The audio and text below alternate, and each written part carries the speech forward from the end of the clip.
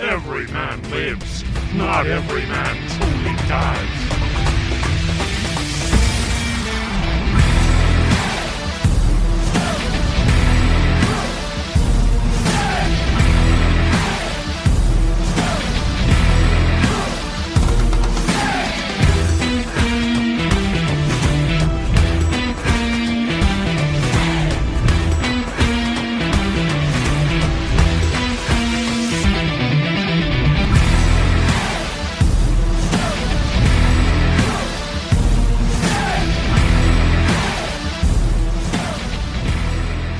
That bear's neck. Why? I just hate his voice. I think his voice is lovely. There's something about him that just winds me up, but I can't quite fully put my finger on what it is. He sounds like me in the morning. I wake up. Well, you've got a transatlantic voice, have you? Now recording. Now recording. Transatlantic. Hey! Somebody was convinced I was from New Zealand the other day, and I've had that multiple times. I keep getting Irish. I keep getting told that I sound Irish. Like there are thick Cumbrians around here who wanted to know when I moved here from Ireland. Wow. So there you go. South African to Arabian to Cumbrian sounds apparently like Irish. Well, sweeping statements there. Yeah, just good morning, good evening, good night, my little chickadees. Welcome once more to the Fluffenhammer for a kind of mini episode, but also going out on the mainstream type episode because it's a follow-up to the last episode. Don't ask me how these things come around because I just react with a giant butterfly net, catching all the thoughts as they go by. And with me today, I'm Adam, of course. You should know that by now. But then again, every episode could be somebody's first. So, I'm Adam. Good morning. How are you today? I'm glad you're well. With me today is another Adam. Two Adams coming at you like a tag team of AA. How are you doing, other Adam? I'm good. Is the plural Adai? Adamai. Adamai. Adamai, yes. It would be a herd of Adamai sweeping majestically across the Serengeti. I'm currently snorting, tapping my hoof against the ground in some sort of weird mating ritual with a distant female. Shaking the beard. Well, that's got rid of all the listeners. Okay, let's continue. So, in the words of the herd of Adamai, but in the words of humans, what we're going to do today, I should say. You can tell that I record only at night, can't you? You can, yeah. It's baked into my vocabulary when it comes to recording. It's really and right now it's 2 a.m. Yeah. Right now it's 17 minutes past 14. It's very weird. I don't know. It's everything's just gone slightly strange. Yeah, what we're going to do today is we're going to talk a little bit about the recent price increases that Games Workshop have announced, just because it kind of follows on to what we were talking about on the last episode, and also I think it's something that's worth getting into. And for those of you who don't know, I've been recording little mini episodes whilst I've been away from the main show because I am not able to get time at the moment to do things at night. You know, a good thing about those mini episodes is you sometimes grab people with no notice whatsoever, and you just plonk them on the stream, and you don't even give them enough time to get comfy before you demand to know who they are. I'm glad you're not doing that today. No, I'm not. And alongside both me and you, Mr. Adam, is a big swinging D, who the D stands for DuckTales. Hello. Woohoo. I've heard about you learning about scientifically accurate DuckTales. I don't know what's up with Andy, to be honest. Why he showed me that is... I mean, to be fair, a lot of it I did kind of know already because I just absorb information like that, but still. The video was far too catchy and entertaining for something so disturbing.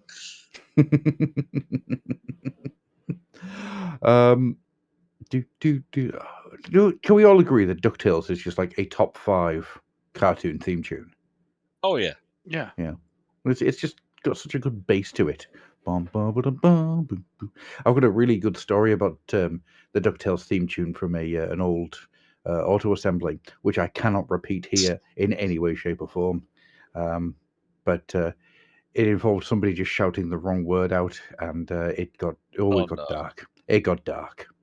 Can we just all agree though that it's not as good as the end credits music to Raccoons? Oh no, I mean that's top 3. Which, yeah, okay, Yeah, good. Run With Us. That's Run a with top us. 3. Yeah, That's amazing. Run With Us is a top 3 tune. It is fantastic. Well, hang on, let's see. If that's going to be number 3, I'm going to go for Galaxy Rangers at number 1 because Galaxy Rangers is the best theme tune to a cartoon ever. I will take no notes and no arguments. Oof. What will be number 2? Thundercats. Thundercats is good. I mean, it's helped by one of the most tightly edited intro sequences. Oh yeah, Mhm. that animation is just. That is, and it is chopped to hell. There is a lot of edits going on in that. Yeah. Mm. Yeah.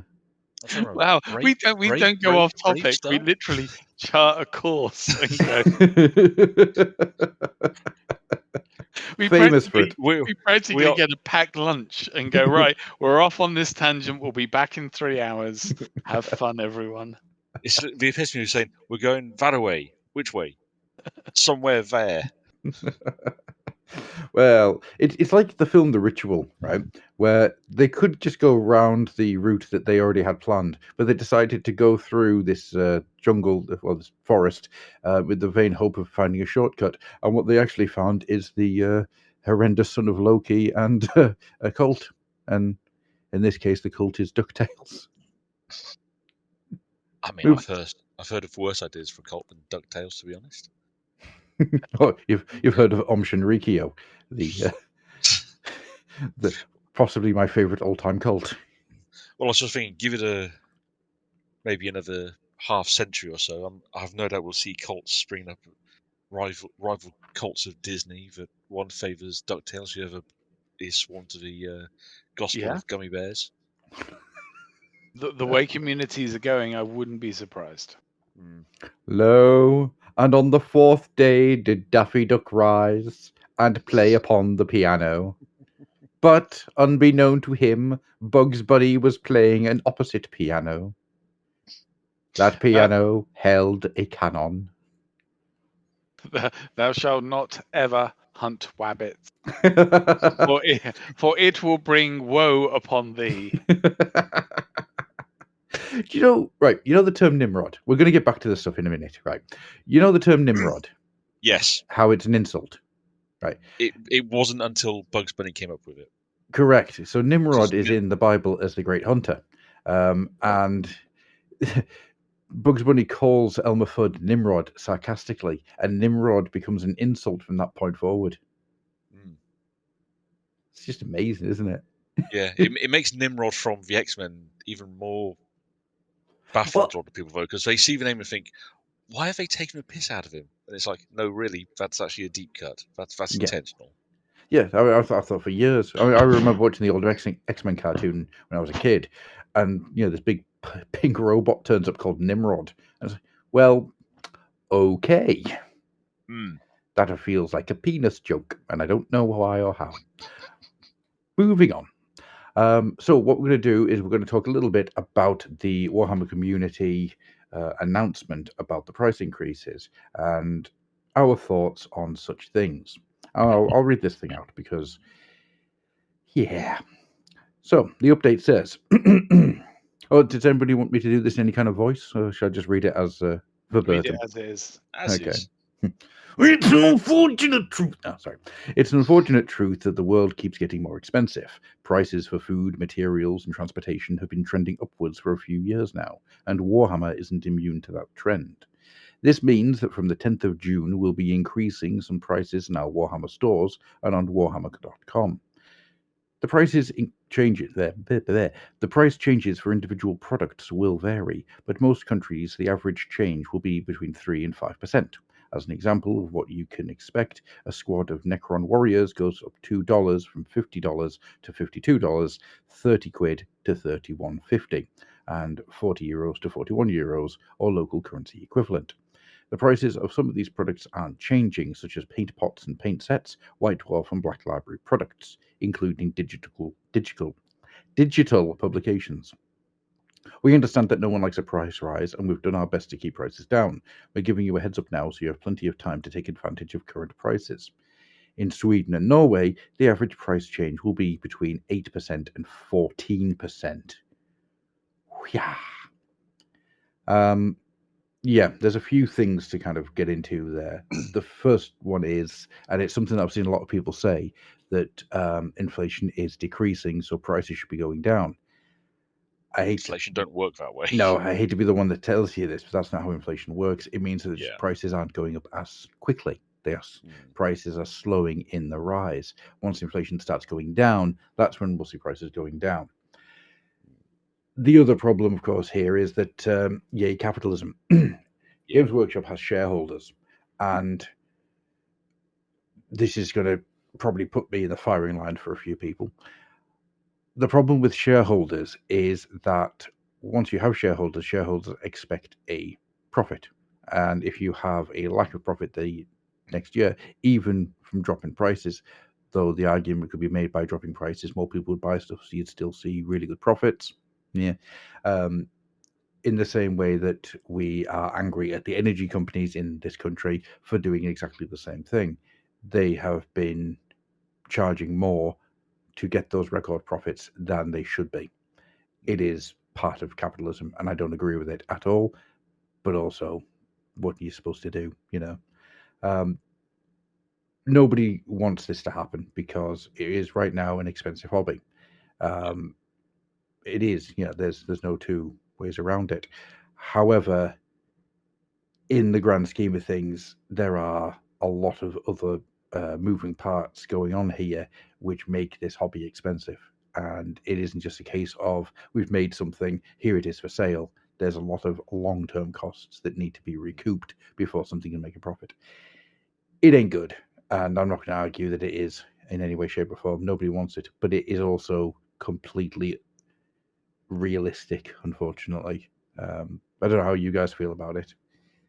I'm trying my best to be reasonable. Yeah. Well, the thing is, prices go up. They've given everyone plenty of notice, which they're not really obliged to do. I've seen plenty of places give price rise notifications the day before, or literally a couple of hours before midnight strikes, and then the prices go up. So they've given everyone heads up so you can get out and get your bits at the current prices. But equally, the price rise, other than if you're more from Scandinavia, in which case I don't know what you've done to upset Games Workshop. I am so sorry, Christopher. Sorry, I've mispronounced his name, Christopher. He gets upset. It's fine. He buys a lot of Marvel Crisis Protocol stuff. He'll be fine. he gets raked over coals a whole other way. But yeah, prices go up. I mean, end of the day, this is a luxury product we're partaking in. This particular brand, it's not an essential item.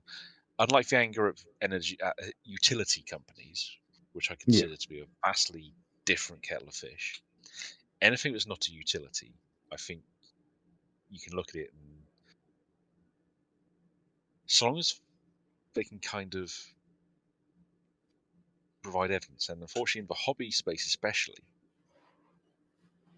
the costs of a lot of the materials, not necessarily ones to use a lot themselves nowadays, although they have gone back into metal casting for some of their classic stuff more recently.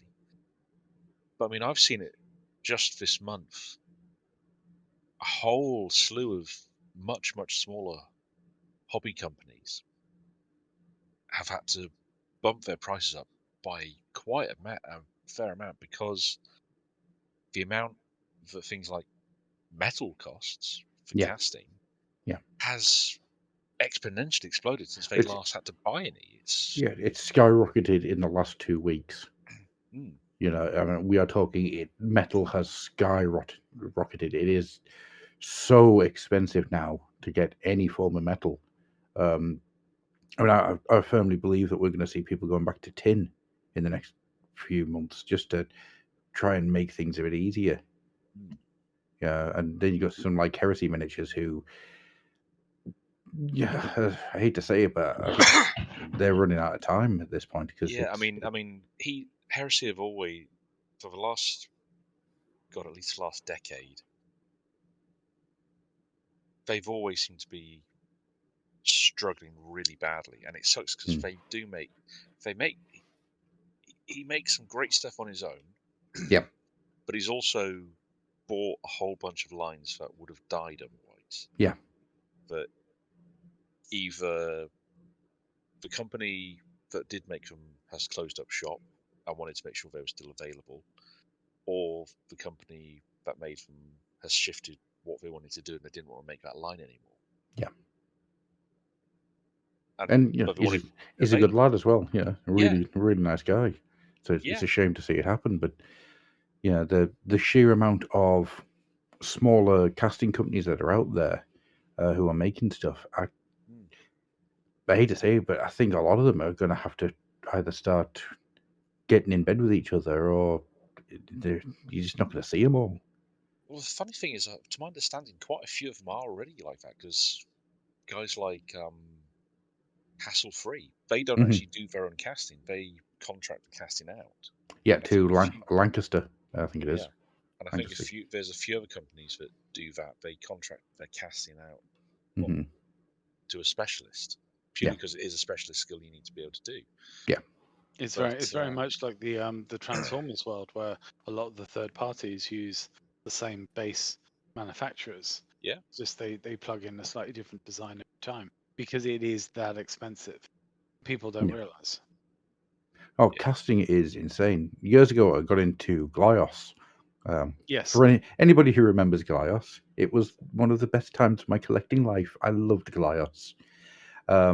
But yeah, I mean the reason that each month his drops were recolors of the same bits and parts and the models was because it was so expensive to get new parts made that he had to do a year of recoloring everything in various different ways in order to make the money back on that original cast. Yep. yeah. Yeah. And And it, casting as well. Let's be clear here as well. There's casting and there's 3D printing. yes. And these are different things. And the problem is that a Absolutely. lot of people are looking at stuff like this and going, well, there's 3D printing. Yeah, that's different. Also, you if you 3D print your army, great. You don't. I don't think industrial 3D printing on that kind of scale is available now. Now, No. admittedly, No. I know very little about this, but I'd imagine as well that as soon as it is available, GW will be all over that because it will hopefully save them some money. But at the moment, they are doing something which is incredibly expensive. Yeah. Well, I mean, The, the only part in manufacturing the games industry that ever does it on that sort of scale is Privateer because they've shifted all their games over to 3D printed miniatures, and by all accounts, they they're using a particularly brittle resin for one thing. mhm. Even though there are more durable resins out there, which in turn do cost more, but it's led to. I mean, they're in War Machine Mark IV at the moment. Were you guys aware of that? I did not. To be honest with you, Privateer Yeah, have dropped so far off my radar. I'm absolutely. surprised they're still going. Yeah, that is quite a consensus among people, to be honest. That I mean, I get their newsletter every week anyway, but Hmm. the number of people I see have been surprised to find out they're still around. And to be fair, their stuff's good. The 3D printed aspect made people go, eh? But equally, I've seen people say that the miniatures are quite nice in hand. It's just they have all the flaws inherent in 3D printed miniatures. Yeah, yeah. And I mean, the technology is improving.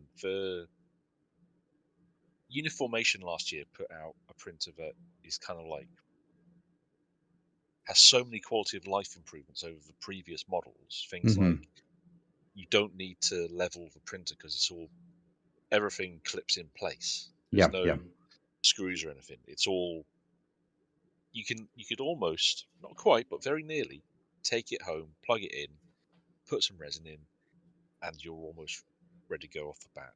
Yeah. But it's got Well, I things mean, I've like got the Halo Mage, and you know, it is a wonderful, wonderful piece of kit. But a single print will. Right. Let's just say I'm going to print out 20 orcs, right? Yeah. To get them ready, before they even go into a thumb drive, it's going to take me half an hour to get them ready. Yeah. Yeah, to get them supported, to get them in place, make sure everything's on there, make sure nothing's coming off the side, make sure there's no issues, make sure nothing's getting supports going through them. Because Jesus, once you get something that has supports from another model going through it, that piece is just ruined. You can't do anything with it. So that's half an hour. So then you're going to move it onto a thumb drive, put it into the printer. The print will take 8 hours, right? Between 8 to 10 hours, right? There's no two ways around that. That's what it'll take, if not more. Once you've done that, you've then got to clean them, and I use water washable resin. So wash them, get them under a UV. Then you've got to clean down the printer. Yeah. Because if there's resin anywhere that you don't want resin to be, the moment that sets, the printer's dead. Let's say that uniformation one had some stuff actually around the printer bed that improved. Well, it made it so that the resin naturally flowed off the print bed off the top. Yeah. Elegoo and who's the other ones? The ones that are in bed with my mini factory. Photon. Yes. Yeah. Yeah. Their latest batch of printers have been going out for tests by people and are up for pre-order. And they incorporate a lot of, not all, but a lot of the features that Uniformation put into their printer last year.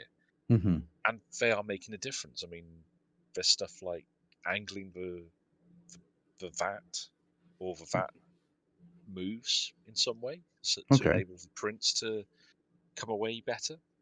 Mm-hmm. At least one of them does have the option to print faster, and the loss of detail is not massively noticeable. Okay. But they do the thing of 3D printers are that they are continually evolving, and to my perception of things, the key thing holding it back from being a technology that you can have anyone take a stab at, even with the fact that it is a mini hobby in its own right at the moment, Yes. is the toxicity of the resin. If Absolutely. someone can nail a resin that does not need a small biohazard kit to work around, Yeah. that is odorless, non-toxic, durable, and holds good detail. Mm-hmm. And those are kind of like the two key ones there: durable and good detail. Yeah. Plus the non-toxic. That's when you'll start getting to the point where we have currently with modern printers, inkjets and stuff. Because currently you can go out, buy an inkjet, pop it in. Anyone can use an inkjet printer effectively. Well, I mean, inkjet printers are now at the point where it's cheaper to buy a new printer to get the inkjet inks than it is to go out and buy the frickin' inks. Yeah. The print ribbons. It's amazingly mental how far they've come along. Yeah, but I mean, I don't know if you remember messing around with printer ribbons. Oh yes. I certainly do. I don't miss that. And 3D printers are at the same step where they just need that little nudge. But all the pieces, I think, are there. Stuff's been improving so much over the years.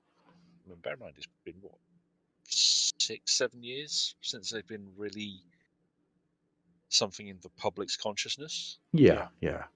Before that, some folks were aware of them, but they weren't a technology that a lot of people knew a massive amount, and you couldn't really buy one for your home that was in any way cheap. or safe. Yes, yes. It's only been in the last 4 years that printers have become really safe to use, and even then, that's safe with a lot of caveats to keep yourself safe. You know, I wear gloves. I have a big window that gets cracked open. I have a mask that I wear when it's on the go. You know, you don't want to be messing around with that stuff. But we're nearly there. And the thing is, we know that GW use 3D printing for a lot of their initial preview pieces now, just to get them painted up in time and shown off to people. And let's be honest, a lot of those prints, a lot of the time you wouldn't actually have realised. You have to look really close to spot any telltale signs. And even then, that's probably only because they've been rushing to get them done up for an event. I mean, I think there's a really big part of this which I think we'll kind of get into before we move on from 3D printing, and that's that. As it stands at the moment, 3D printing is not time. The amount of time it takes to do a 3D print is not good business sense. No. The amount of waste and issues with fail prints is also not really good business sense. But the major thing I've found with 3D prints is that if something is digitally created to be 3D printed, it has a tendency to be incredibly busy. Yes. Right, and this is an actual issue that I've got with 3D print and 3D sculpting, is that unless you are a sculptor first, not a physical sculptor, and you see that with the Bob Naismith stuff, you have an idea of what this is going to look like and feel like in your hand. Yeah. If you're doing it entirely digital, they have a tendency to be so busy and so cluttered that I'd never want to paint them. I don't want to go anywhere near them. Yeah, I mean, there's some sculptors you look at this stuff and go, mate, that's gorgeous. If I could actually get it to come off the printer, I am never going to paint that in a million years. I'd be too terrified to. Yeah. But there's a nice line though, because I don't know about you, but I follow a whole bunch of sculptors on Patreon, on My Mini Factory, on Cult 3D, and all that, who've got it dialed in. They know what they're designing for. Yes.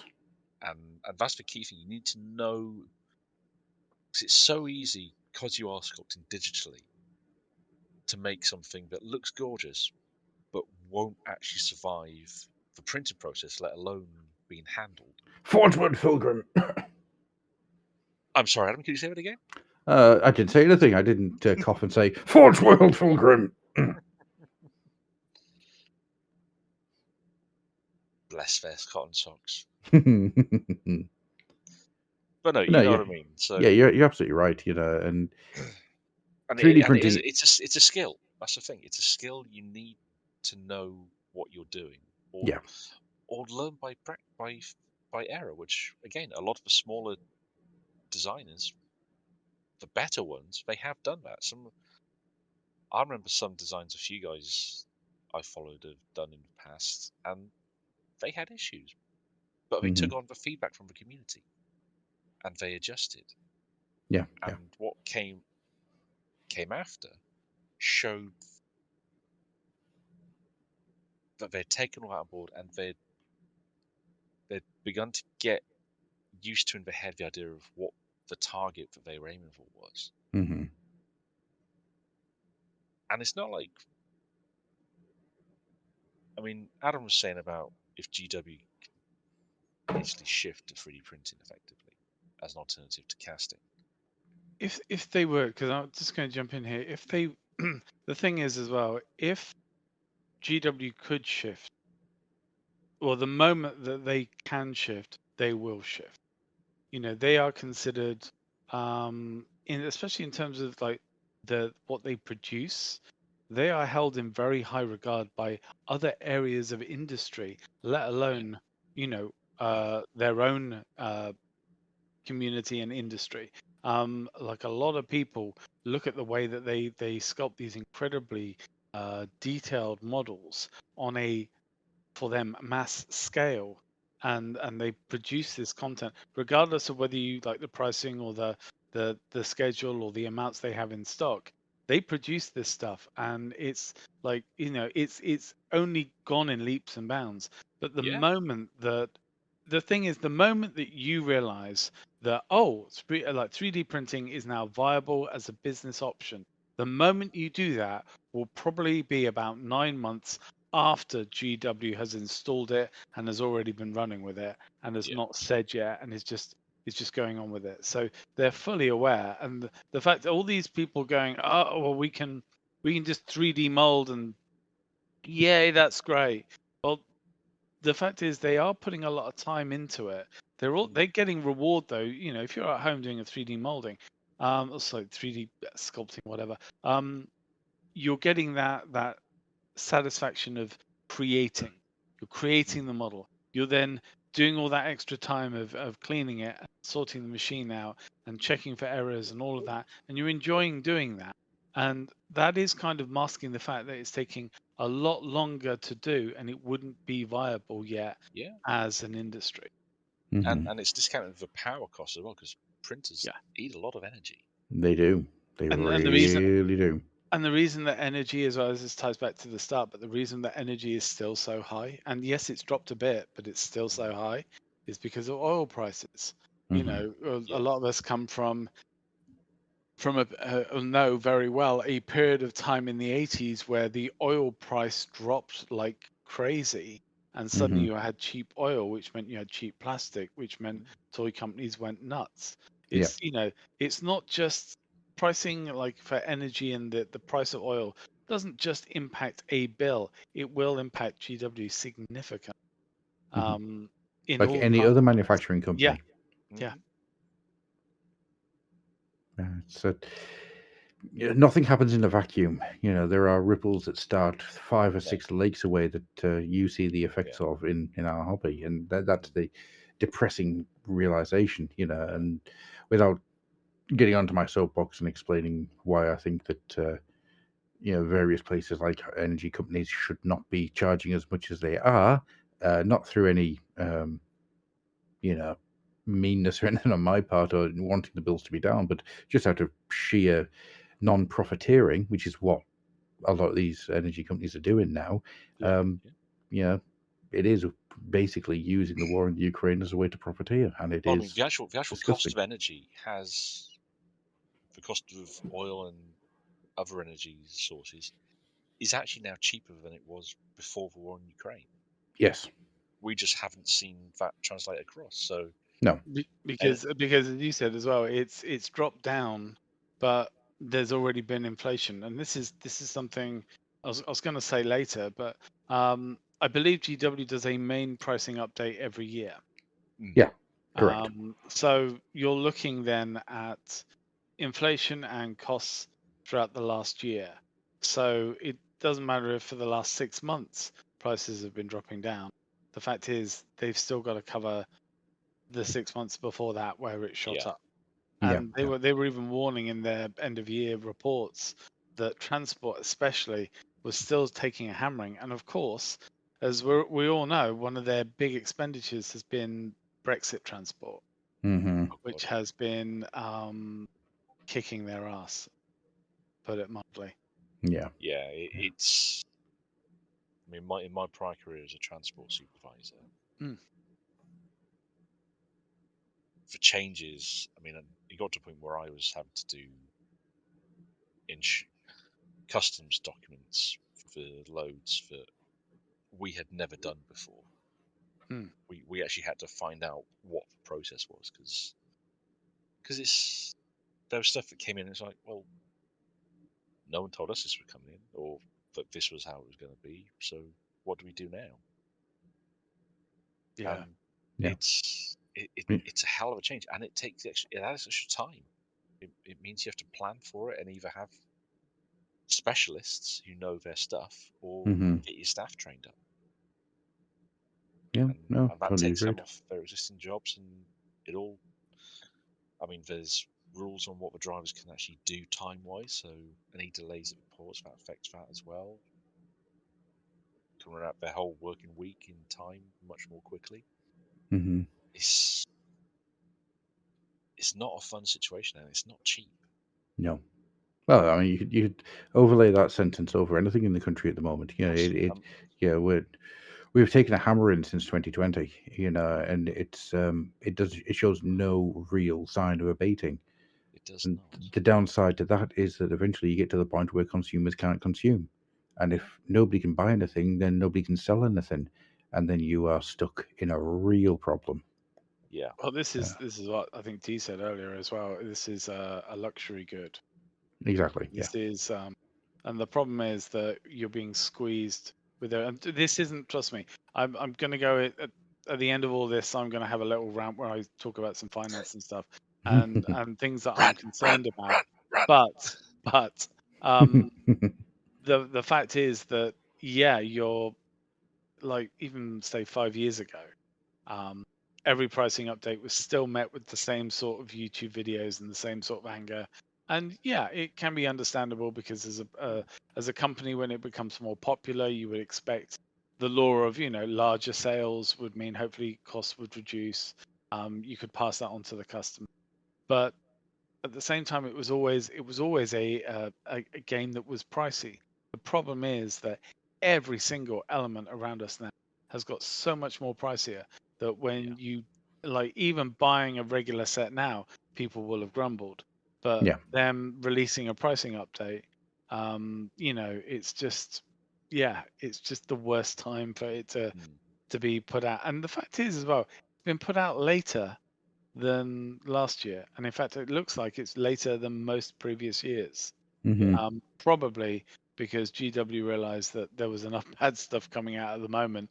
It was trying to just give as much space as possible. Yeah. Right. It's funny actually. You go back to about 1995, which is when my original Warhammer hobby was in its absolute zenith. Big time, Yeah. loving everything. And you had the little boxes for a fiver. If you remember them, the monopose boxes for £5. Yep.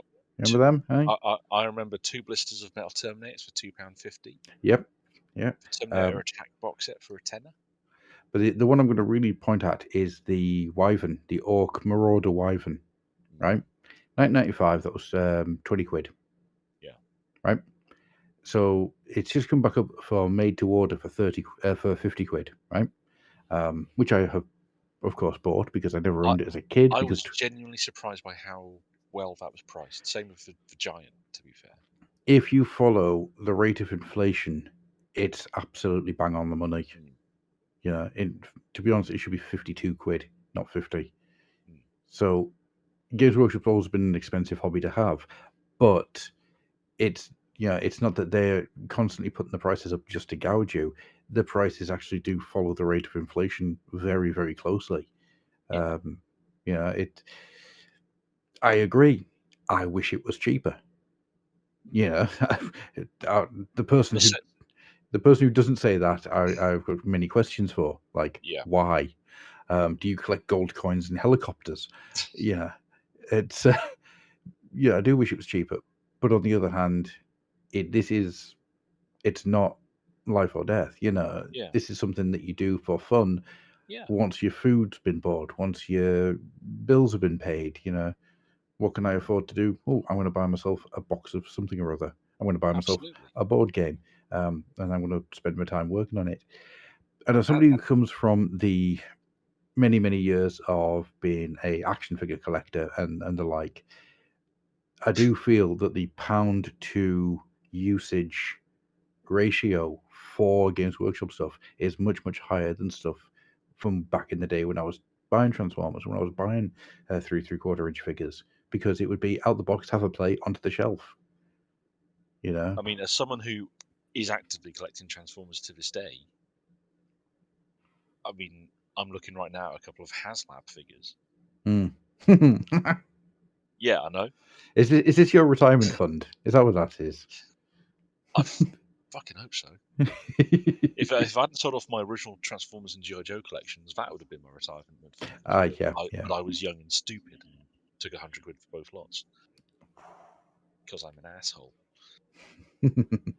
But The funny thing is, though, what I really don't think they get enough credit for is that they have tried to varying levels of success, admittedly, provide some good entry-level products.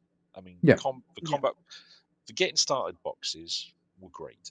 The combat patrols and the upcoming spearheads, the idea that they're actually the basis of their own closed, stripped-down version of the game Yeah. that you can then build off of.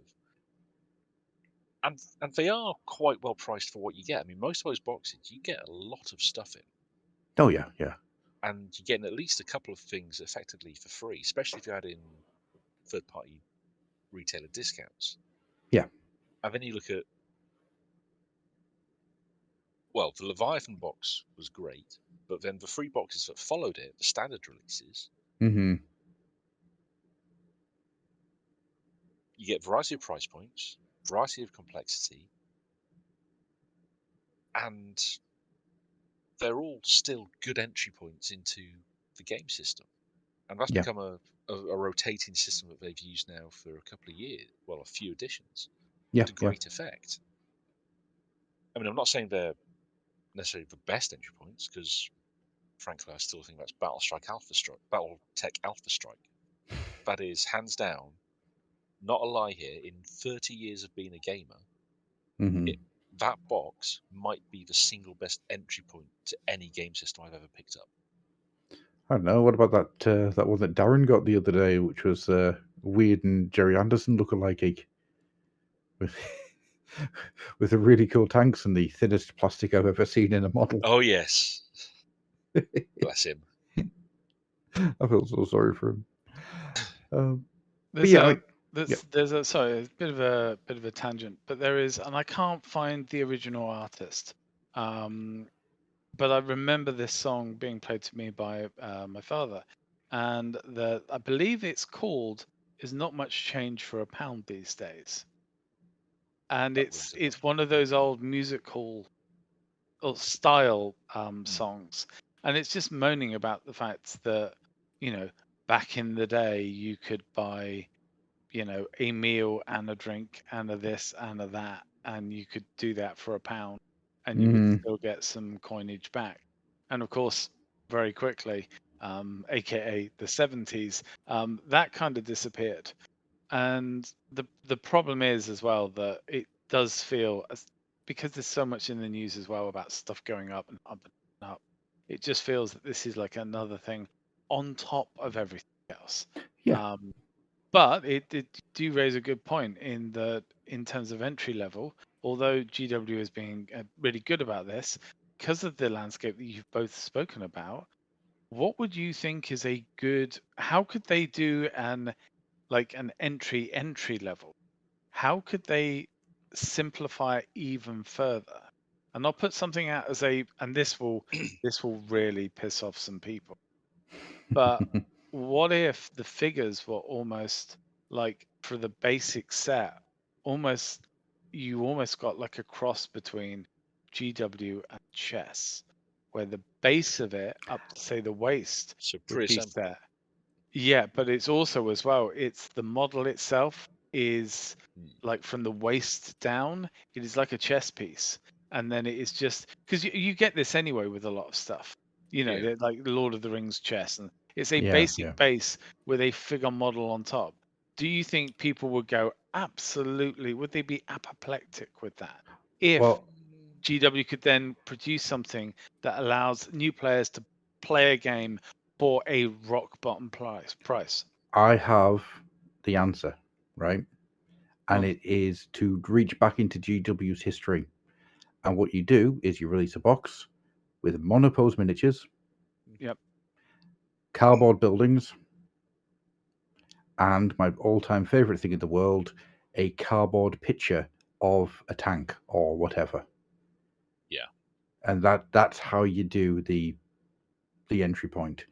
Because Is that was that as well one of the first things that they brought out? Do you that say? was a second Ed 40k and fourth Ed. Yeah. Fourth Ed Fantasy Battle. That's when they did that. Thing is, there's a lot. They could do that, and they've got the perfect opportunity. Admittedly, it's not this year, but for hmm next year as part of their 50th. Yeah. Why not release these types of box sets and take a loss on them as well, take a real loss. Yeah. Um, Mm. but as well that you're putting out stuff to the old crowd. And the thing is, if they can use those old models, you'll show up the limitations of those old models. But I mean, like cardboard, scenery, and all of that jazz, you'd get a lot more bang for your buck. I Yeah, mean, of course you would. worst thing is if they were to like hero quest it, and so the old stuff was a little bit more premium because it's almost like a HasLab order. hmm That would be, I think, a waste of opportunity. But if they Yeah. could put that out and maybe even then do like a weird set of they release a couple of sets of the old and then they do a new interpretation and they use the same materials, like because of those old sets, you wouldn't have had Necrons in there, I imagine. No. No. So do a new version of that as Necrons, but again, cardboard stuff. Suddenly you've got yourself a line that you could maybe market super, super cheap. And What, it just allows people to have some fun. what was the third Ed box set? Third Ed was Black Templar, Space Marines versus Dark Elder. Dark Elder. That was it. I was trying to remember. Where they got Yeah. released. Yeah, that's right. I was trying to remember. I couldn't If I quite remember get to rightly, it. Necrons first cropped up at the back end of second because they Yep. put that freebie miniature on White Dwarf. Yep, and that's right. Then their full army release was when they mullered for Sisters of Battle. Yep. When they got their codex as well, which was ironic.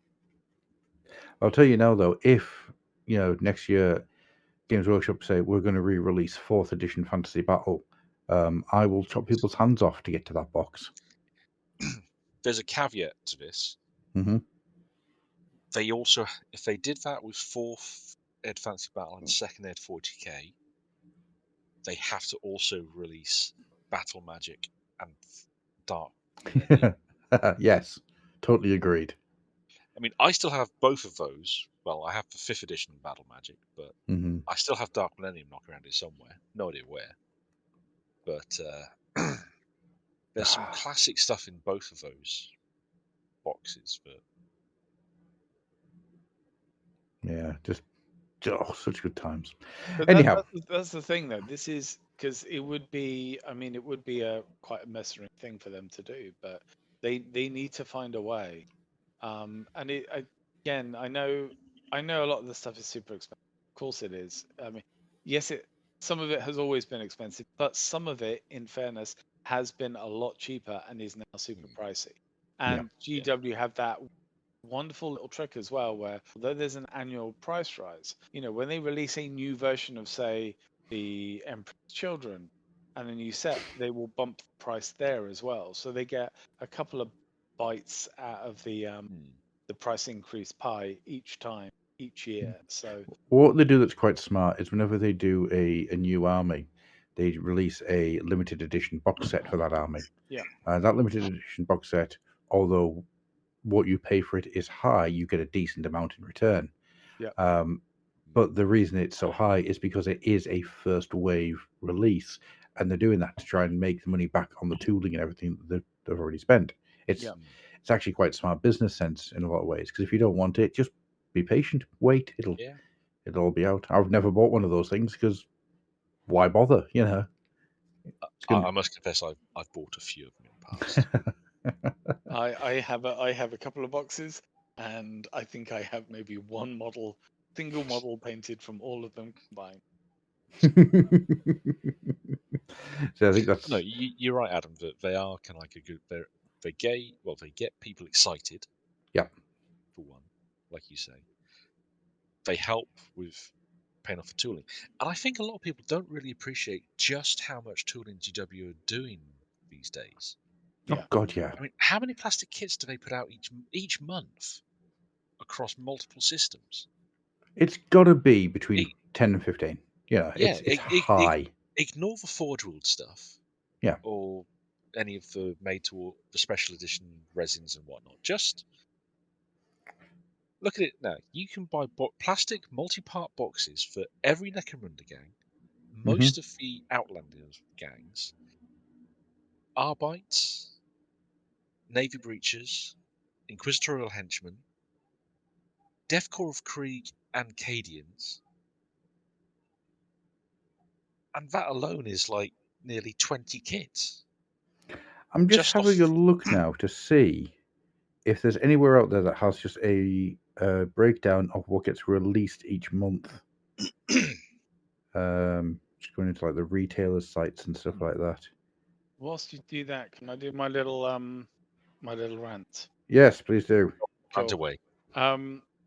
So firstly, there is the timing of this. It's the worst time for them to do it. It is. It's almost as well. There's, like I said to Gruff before we started recording, if you look back 12 months to last year's pricing update, they cut and paste the last paragraph, because this is just the thing that they've automatically put out, and it seems like with other things recently as well, there is a way to reduce damage. There is a way to reduce inflaming people, and when you have as well elements of the community or people that have nothing to do with the community who are just monetizing it on YouTube, this is playing into their hands. Also, in fairness to those people, for a start, there've been problems with stock and getting the things that. So the things that you want aren't available, and now some of them might end up going up in price. That's not good. I'd also say as well, I know a few people have said about, well, obviously it being a public company. This is unfortunately the challenge of what you have in terms of public company. So it does need to show strong results. Funnily enough, though, like raising prices is not always a thing that doesn't automatically benefit shareholders. What really benefits shareholders is seeing that product popular. And so this is something where I think GW should have really, I think, bitten the bullet, announced something saying we're not putting up prices this year, and clawed back a bit of goodwill. They would have taken a hit on the stocks, but it doesn't matter because anyone who's invested in GW is there for the long term. And, as we discussed before, when they were brutally honest about Brexit, the stock took an amazing tank price. I mean, people don't realize that the price today is, I think it's not double what it was about 6 months ago, but it dropped a lot in the last year, and people had no idea because most people don't follow it.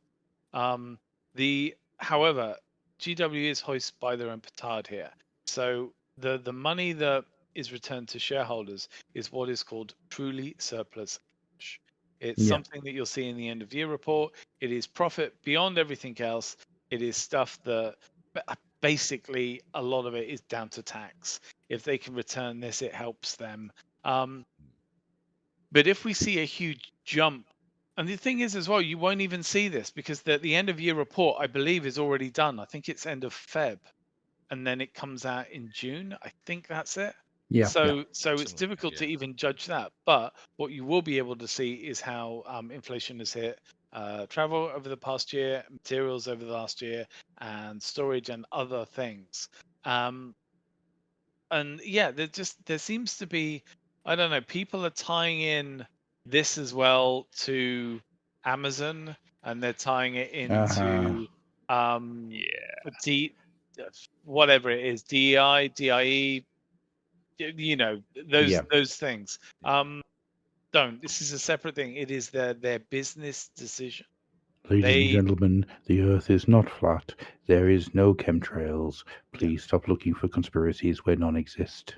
And this also has absolutely nothing to do with the chief finance officer. No. You can fudge right off those theories.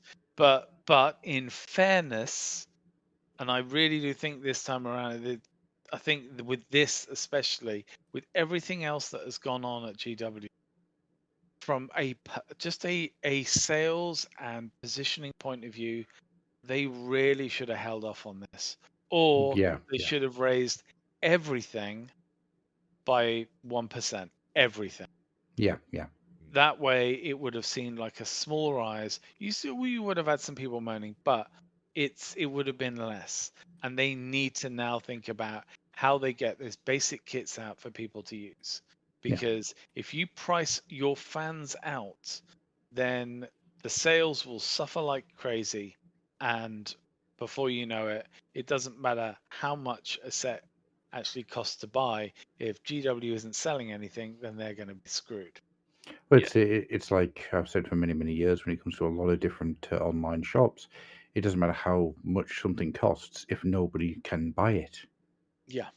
You know, therein lies the major issue. I have a list here of everything that came out in February from Games Workshop. Right? Mm-hmm. This is going to take me longer than I thought. So, from start to finish, I will speed through this as much as I can. The Old World Dice, Bretonian Lord on Pegasus, Bretonian Lords and Battle Standard on War Horses, Bretonian Paladins on foot, all the different versions of that, Damsels of the Lady, Tomb Kings, Lich Priests, Standard Bearers, Bretonia Dice, Khemri Dice, Old World Dice, Flesh Eater Court book, the Mad King Rises book. Usheran came out in February. I'm not picking this on purpose, honestly. It was just the only one I could find. Fangs of the Blood Queen box set came out in February. The Flesh Eater Courts book came out in February. Grand Justice Gormain came out in February. The Aberrant Cardinal came out in February. The Royal Decapitator came out in February. The Vangulf Courtier. The Marrow Scroll Herald. I'm nowhere near done here. The Crypt Guard, the Morbeg Knights, the Flesh Eater Courts Dice, the Ironhead Squat Prospectors, champion with Mining Laser. I still don't have him. I need to get him. White Dwarf 497. And that's in books. Ufwat Blackhawk. The model for Ufwat Blackhawk, I mean. The Big Daka book. The Art of the Horus Heresy book. Deucing Carmine. The Ghosts of Barad Minos. Riders of the Dead, Lord of the Night, Gazgul Thracker, Prophet of the War paperback. Here we go. 40k Space Marine Captain in Terminator Armor, Space Marine Heroes of the Chapter, Space Marine Ballistus Dreadnought, Space Marine Infernus Squad, Space Marine Scout Squad, the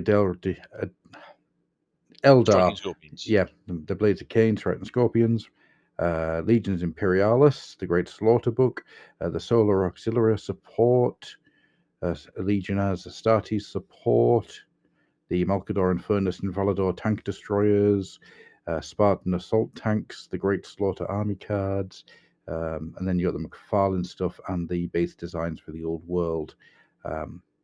Yeah, so that's just February. That's a lot.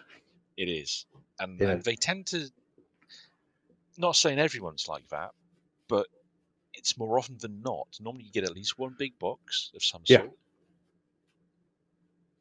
A good chunk of a fair few novels, different thing entirely, but you know what I mean. You're getting minis from Kill Team or Warcry boxes getting their individual release, and solo warbands. You're getting Underworld kits. It's frankly insane. And again, it's all, most of it is plastic. It's and the ties tooling into on that is just it ties into something I've said for a long time now, whereas I do firmly believe Games Workshop needs to slow the hell down. You know, you may remember, I always go back to the 90s Games Workshop because I know how close they were to bankruptcy by the end of the 90s, but it is my personal thing. But if you think back to then, where you'd have a couple of lead miniatures and maybe a box turn up each White Dwarf, and that was it. Well, do you remember when they revamped the guards time for Catachans? Yes. And it was, what, one regiment every 2 months or so? Yep. More or less? And then once they'd got all the boxes out, they went back and released the variant troopers and the extra weapons and heavy weapons and stuff. Yep. And looking back at it now, that was a massive rollout. They just, it wasn't overly clogged because I bought every one of those boxes. Mm-hmm. I had every one of those units, and I'll be honest, I had a lot of metal guardsmen at one point, Yeah. and tanks, partly because it was so well rolled out. It wasn't a massive expenditure at the time because they were well priced. I thought so. Mhm. For me,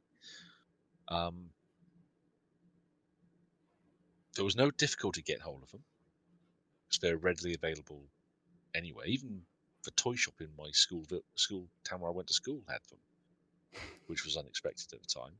I was buying mine from a bike shop. Yeah, but that's something. If you look back at that era of GW, until you got to around, I'll probably say when Necromundus came out would be the start point that I can think of. It was around then that they did enter a cycle of releases that it did speed up quite noticeably. Yeah. And it became harder for, especially as someone going to school and then going to college and working part-time jobs to get a bit of fun money, to have the funds to actually keep up with things. Yeah. So it's, I'm not surprised that they did come so close towards the end of the 90s. I mean, Gorkamorka and Second Epic, it came close to killing them, like legitimately killing them.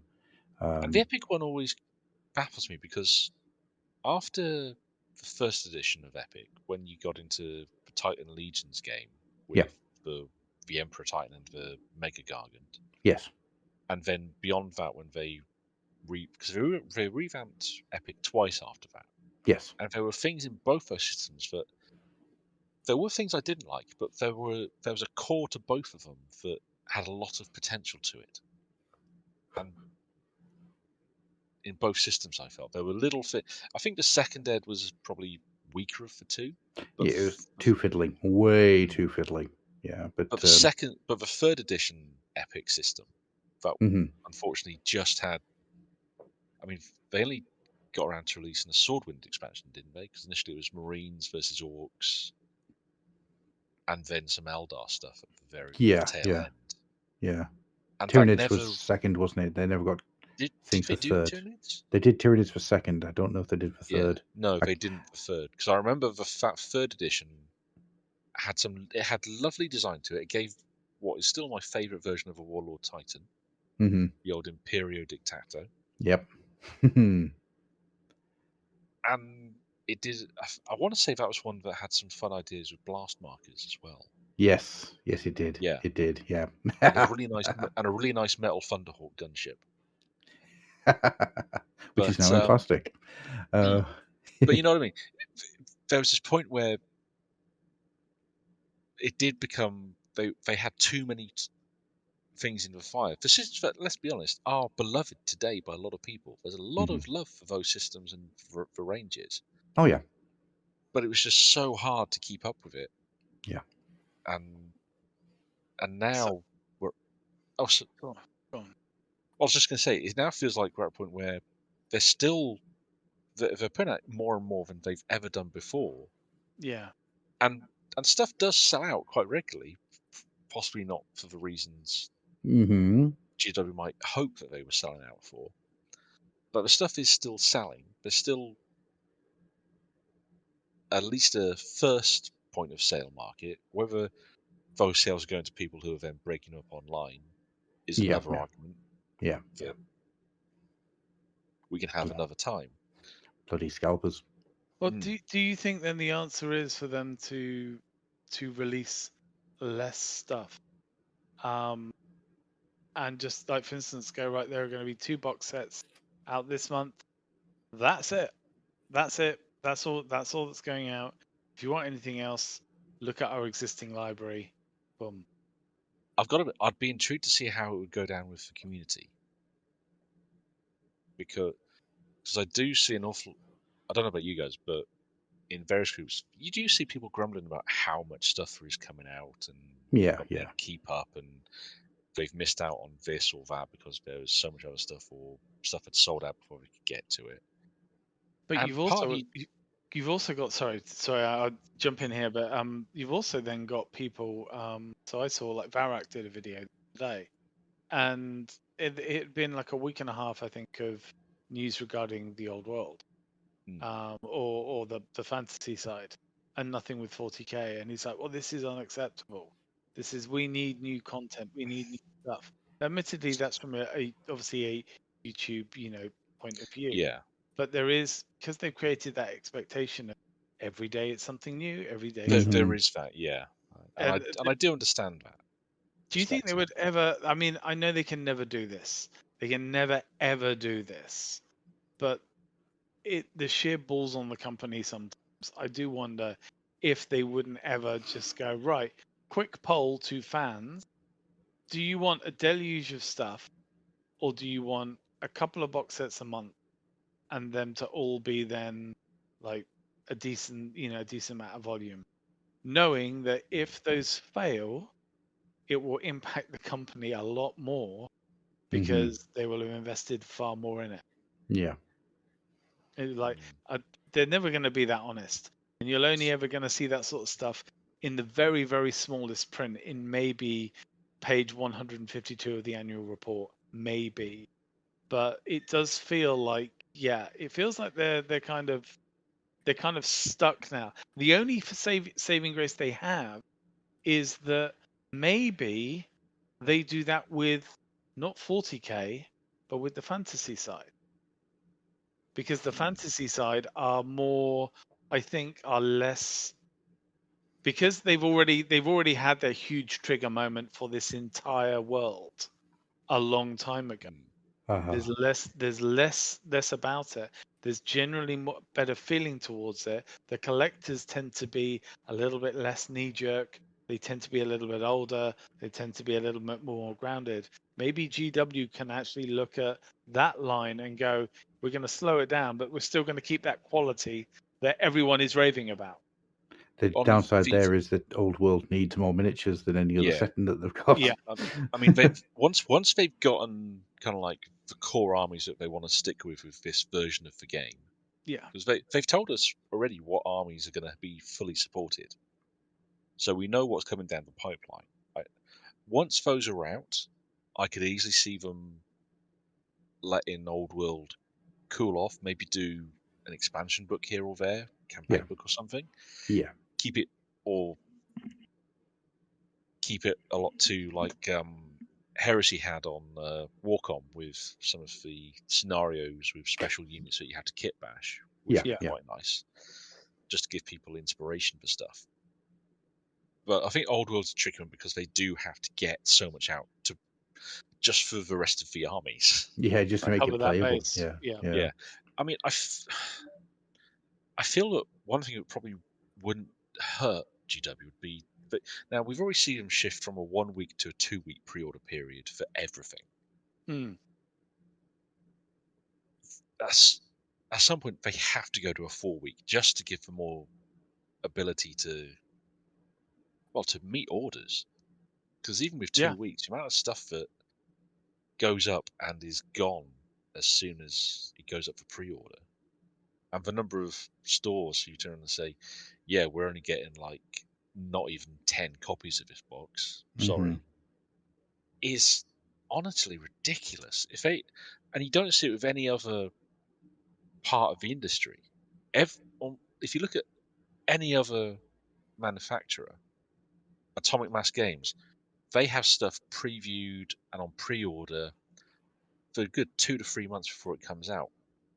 Battletech, CGL, bit different, but there's been packs on pre-order now that are due out in a few weeks' time, but they've been on pre-order for a good couple of months. Yeah. And you see it across all these other bits of the industry. Warlord, Bushido, everyone gives, beyond letting you know that something is coming, the pre-orders are normally at least 4 weeks, if not longer. And GW, and I get that part of it is that they're feeding the FOMO idea, but I don't think they need to do that. No.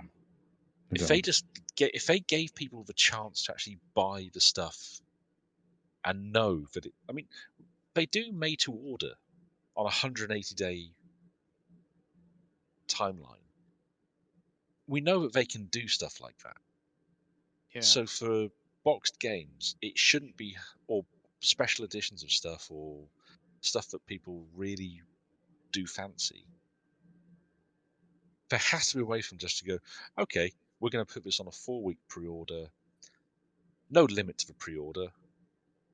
We'll take you on a first-come, first-served basis. If, once we've filled our initial allocation, that's gone, everyone else will move to a made-to-order system, and we will ship you, but you'll be notified and kept up to date as to what's going on. Yeah. It's weird. I know we've gone a lot. This was obviously meant to be quite a short recording. Sorry. No. Well, no, we've all, because I think we've all had a lot to say. But this is and I've never done this before. But so this next bit I think is going to have to be to the people that are listening. And when this recording goes out, I'm going to try and push this to as many places as possible, and publicize it, because I would love to know what other people think. We've kind of given our thoughts, and we could go on for hours on this because it's so in depth. But the lovely thing about the Fluffenhammer is that there's a lot of people that have very interesting ideas, and so I think saying to people, right, how would GW manage this? What would they maybe what would you see a budget line being for them? Is using the old classic stock maybe a good idea, or the classic format a good idea? And how should they sort of manage this difficulty that we all have with the cost of living? What should they do to help their community in this time? And even should they do anything? Again, do you want to play the other side and go, well, they do what they want? But I know, like for us, I think we can keep going until the cows come home talking about it. But I think it's going to be up to other people to give us their ideas and challenge what we've said as well. Yeah, absolutely. Absolutely, yeah. Always up for a conversation. Always. Cool. We're going to start drawing this to a close now because, unfortunately, I've got to go and do some real life stuff like go to work. And there's my alarm to tell me that I need to go to work. Yes. So, with all that being said, you can find the Fluffenhammer over at thefluffenhammer.com. You can also find us on Instagram, as a group on Facebook, on Discord. Just follow the links below this very recording. I have a book out. I'm going to do it. I'm going to finally do it. I keep meaning to, but I always shit the bed because I hate self-publicizing. I've got a book out on Amazon. It's called Pig Iron. It is a mix of old Hammer stroke Fight and Fancy style artwork mixed in with a couple of short stories, mixed in with just bits of my brain and lyrics from a band that doesn't exist. It's a big... What started off as being, I'm going to put this art book together just to get some of my art out there, and became a weirdly self-inflective project, which I'm really glad I did because it kind of put me into a good place. So there. But you can buy it on Amazon. It's hardback now for 25 quid. The paperback will be incoming in the not too distant, and there will be a Kindle version shortly after. So there's all that. Go buy it. Is there going to be a link? Is there going to be a link in the show notes to it? There will be a link in the show notes to it. Yes, there will be a link in the show notes. Cool. That's the spirit. Buy my book. Yeah. Come on, please buy my book. It'd be really nice. If you buy it, there's a reason we have a corner of the channel called "Pimp Yourself." Yeah, I always get other people to pimp themselves. I'm terrible at it. I know. I'm aware how bad I am at it. That's why this is a recorded instance of us bullying you to promote your own stuff because we're sick of you hiding stuff under a bushel. You hear that? Go buy a Gruff's book. It looks great. I haven't bought it yet myself because but I will do. Honest, it's in my basket. All right, and all that being said, we're going to get out of here. Thank you very much to a big swinging DuckTales, and thank you very much to Athenton. Good night.